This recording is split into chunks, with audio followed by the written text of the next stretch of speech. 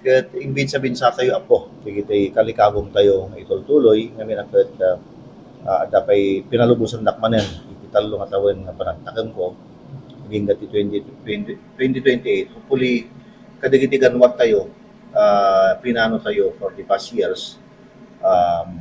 mabalin nga itultuloy ko babaen matlaeng kadigitoy apo nga konseho nga mga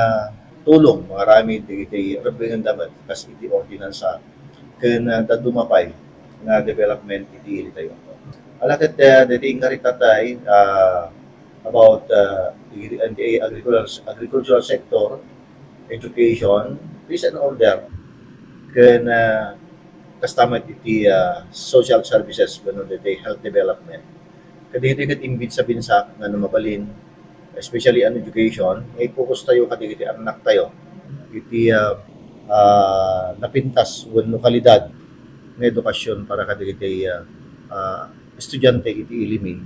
So nga planman mi nga siya at na digiti rumbeng nga priorities pingapunduan mi. Kastamat iti agriculture kaya tayo ako nga makikaming digiti apo nga farmers. Isuro tayo ida iti digiti innovations nga daduma kaya tayo magpanunod damet hanlang nga diti i-cultivate da iya or toiling dalam kadigiti dagdaga no di ket isuro tayo magida nga marami digiti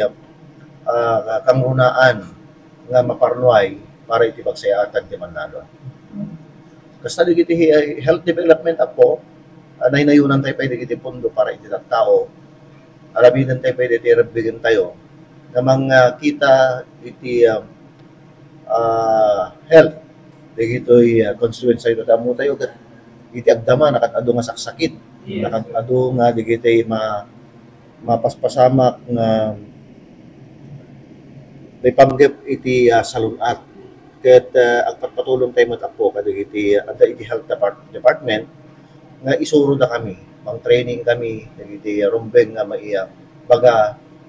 may inform kadigiti kaya kalugaran tayo tatapno may aware damet digiti rumbeng da para iti pagpagida kastamet ti seguridad alaket napangasak nga mangibaga nga iti agdama ken iti previous awan o tayo digiti heinous crime nga mapaspasamak iti nga purgos ket kayat ko nga itultuloy digitoy nga ganwat babaen metlaeng iti panagitinulong digiti kakadwak iti sanggol niya ken kastamet kadigiti opisyales ti barangay digitoy di ganwat tayo ako.